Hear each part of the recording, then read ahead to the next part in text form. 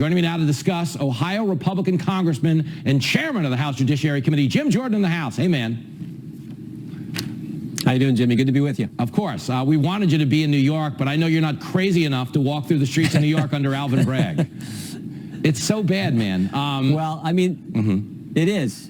And we're going to hear from some of the victims. We're going to hear from people, one mom who lost a son. So we're going to hear from them about, this crazy mindset that now exists there with this district attorney's office. Well, and good on you, because I can tell you New Yorkers really losing it over the idea that we're going after a former president at a time when, we've got so many robbers and muggers. If Donald Trump had thrown someone in front of the subway, Alvin Bragg wouldn't have his phone number and his Rolodex. That's the sad truth of the moment we're living in right now. But let me ask you this, okay? Because we hear a lot from the left about election interference and protecting democracy. On some level, doesn't this kind of fall into that folder? Totally. Alvin Bragg used federal tax dollars to go after a former president, to indict a former president for no crime, interferes with the federal election, and then we want to talk with someone who hasn't worked there in a year, and what's he do? He sues us. He's interfering with our investigation, looking into interference in the most important election we have, election for president of the United States. So, yeah, that's why we want to talk to Mr. Pomerantz, a guy who left a year ago, wrote the book. I think ginned this all up so Alvin Bragg would change his mind. We want to talk to that guy, but Alvin Bragg says, no, we're going to take you to court. And then maybe most importantly, while he's focused on that, you have all this crime happening there in New York City, harming families, harming communities, harming small business owners. We want to make sure the country understands that. Yeah, we'd love that. I mean, New York, which is the city I grew up in, we used to have these famous walking tours where you'd look at the architecture.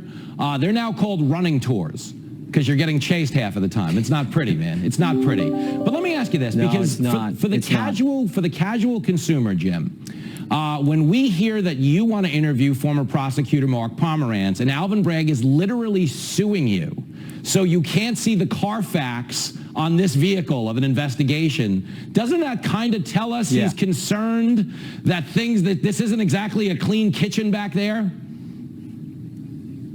Of course it does. And we're concerned, was there some coordination with the Biden DOJ or the Biden White House with District Attorney Bragg and his office? I mean, we know they hired Mr. Colangelo, who just used to work at the Department of Justice. That's why we sent Mr. Colangelo a letter asking certain questions. So we'd like to know all that information. After all, federal funds were used. This is the most important federal election we have. And think about the position President Trump was put in. The Federal Elections Commission says if he would have used campaign funds to pay for this non-disclosure agreement, that he would have been in violation of federal law. But Alvin Bragg says the fact that you didn't use campaign funds, you're in violation of a misdemeanor and a federal statute, and the local prosecuting attorney is going to bring the action. President Trump couldn't win either way. So when you have that kind of conflict, it's incumbent upon Congress to say, how do we remedy this situation? One of the ways we can do that is the bill that one of our colleagues on the committee introduced, Congressman Frye introduced just today.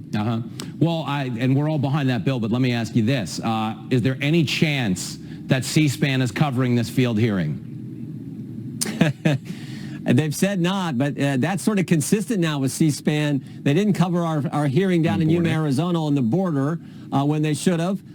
They've indicated they're not going to cover this. Democrats are going to be there at this hearing. I wouldn't know why. I think most other people are going to cover this hearing. I don't know why C-SPAN wouldn't, but I think it just shows their bias. Well, we got your back. We'll put it on all the stolen TVs here in New York so somebody watches it for you. You're the best, man. Congressman Jordan, we appreciate your time, brother. I'll see you soon.